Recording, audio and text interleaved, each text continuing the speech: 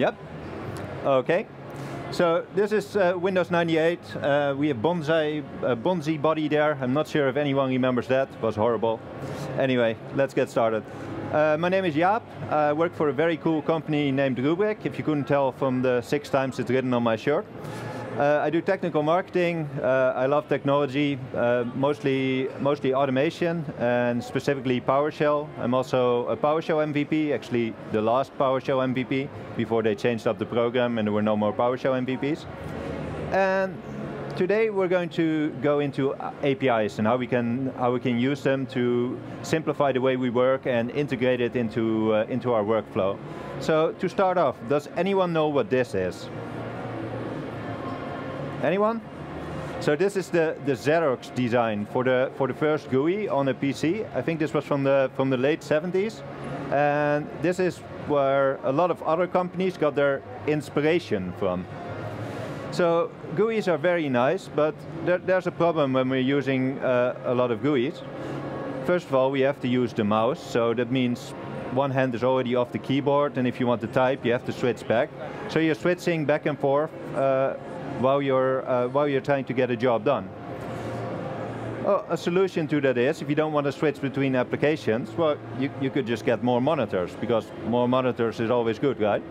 But the same problem persists. Like, if you have a hi-fi system at home, you end up with 7 remote controls. Every time you want to change one setting, you need to switch from one to the other. And this is something that it's an expensive operation if you have to switch back and forth between one console to the other console. You manage something here, you manage something there, then you need to go back to the first one, you made a mistake, you were supposed to be in the third one, so context switching is bad, and that's something we want to prevent. So before I go into how we are going to integrate, I'm going to tell a little bit about Rubrik, so you have the baseline of what we do as a product, and you understand where I'm coming from with the demos I'm going to be showing in this session. So, about Rubrik, we do backup and data management, and the idea behind Rubrik is that we simplify your backup infrastructure. So right here we see there's a lot of different components: backup proxies, backup servers, tape drives. We abstracted that away, we put it in a single software solution, and we end up with getting rid of all this, and we end up with a single box. From an API point of view, what you need to know is you can talk to the Rubrik API, and it's completely API driven. So everything I will show in the GUI, you can also do using the command line, using the API. If you're familiar with Chrome Developer Mode, if you press F12, you get a funky screen on the side. You might have hit it once when you try to maximize it. You can see all the API calls going out to Rubrik. So what this means is it's very powerful, it's native.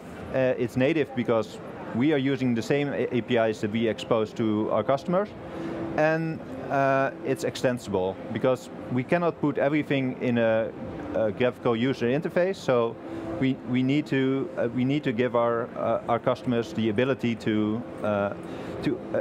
to consume our resources the way they want to. And what we end up with is everything can use our API. We are using our API in our GUI. PowerShell we can use it with PowerShell. Well, PowerShell is my baby, so I always like to mention it. We have a module available, so you don't have to write your own API calls. You can use VRO, VRA.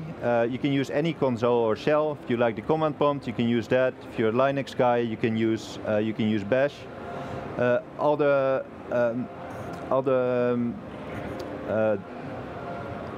configuration management tools like Ansible, Puppet, Chef, Salt, Terraform, we can integrate with that. The Python SDK, ServiceNow. The idea is if you have an API, you can use it anywhere. And from any tool you would like to use. Obviously, we are not the only ones that have this idea. VMware is also working on their own APIs and SDKs. So let's go take a look what we can do and how we can actually get to the resilience part and to the high availability. So I took some screenshots of demos because I like screenshots. So this is what the dashboard looks like when you get started with Rubrik. Just a standard GUI interface. Well, a pretty GUI interface. So let's go take a look. We'll drill into my machine. So I look for my machine by typing it in. So then we have the interface here. Let's see if the laser pointer works. Nope. No laser pointer. So we can see here on the right, we have the number of days. And on these days, we have backups available. And our goal is now we want to restore this VM. And we want to, we want to live mount it. So we want to run it side by side directly from Rubrik, and we can do that by clicking the backup date we want. So in this case, November 6th, because I want the backup from, I think that's yesterday. Maybe it's today. Don't know what the date is today. And we can click mount, and the moment we click mount, we will live mount this VM. And what will happen on the background is Rubrik exposes the backup as storage to VMware, and VMware can use that to spin up the VM again. So you'll be running directly from the product and it will spin up immediately.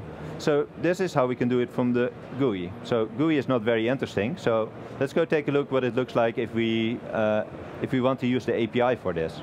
So if we want to use the API, there's a couple of ways we can do this.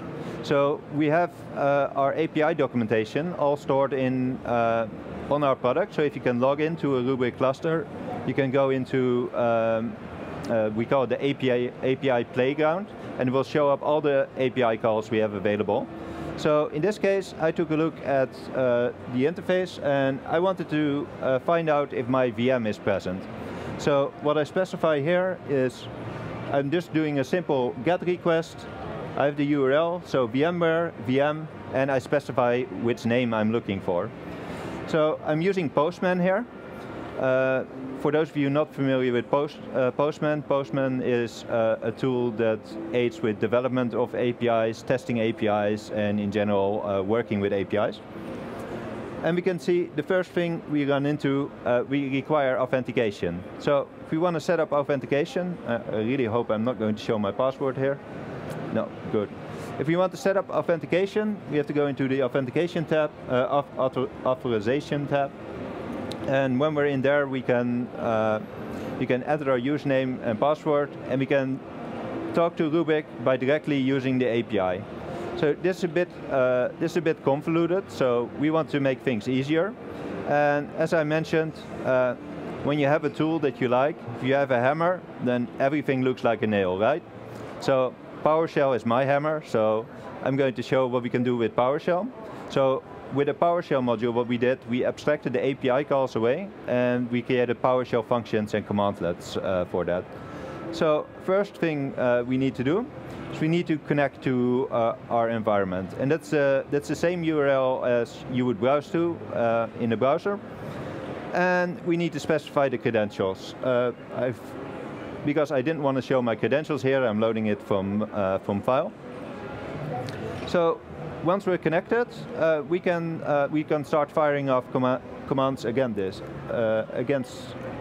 Rubrik.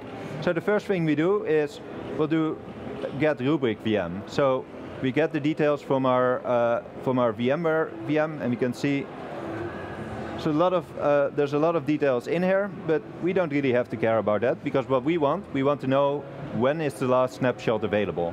So the next thing is we do get Rubrik VM, and we pipe it into get Rubrik snapshot. So this is nice and easy because we have these functions created, so we can just pipe one function to the other. You can see we get a very big list here, not very useful. Let's go take a look which dates we have available. So we pipe it one further, we just select the dates we have available. You can now see, well, the first one was 9:30 this morning. Well, that was right before I started doing dumb stuff on my system, or before I made a mistake. So let's go restore this VM. So What we do is we select the first object, so we select the first snapshot, we can see the date, we can see some additional details. One to note is the SOA name. It's called Azure. What this means is that we also we have set the retention in Azure as well, so we can use cheaper storage there. Cool. So we selected this one. Now, if we want to restore this VM, want to get started with that, we just pipe it into the next command, and we can see how we work in PowerShell. We just pipe and pipe and pipe until we get the result we get. So now we have a single one-liner that we can execute from anywhere. As long as we are authenticated to Rubrik, we can live mount and start this VM. So to summarize, what we can do by using the API. In case of Rubrik, anything we can do in the graphical user interface, we can do using the API.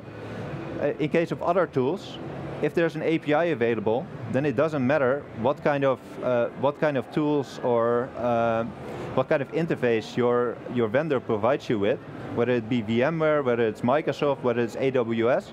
You can consume it however you please and using whatever tool set you want. I can see that I get my 1 minute warning, so does anyone have any questions? Okay, we cannot record the questions, but if you have any questions, I'll be right over there. Thank you for your time.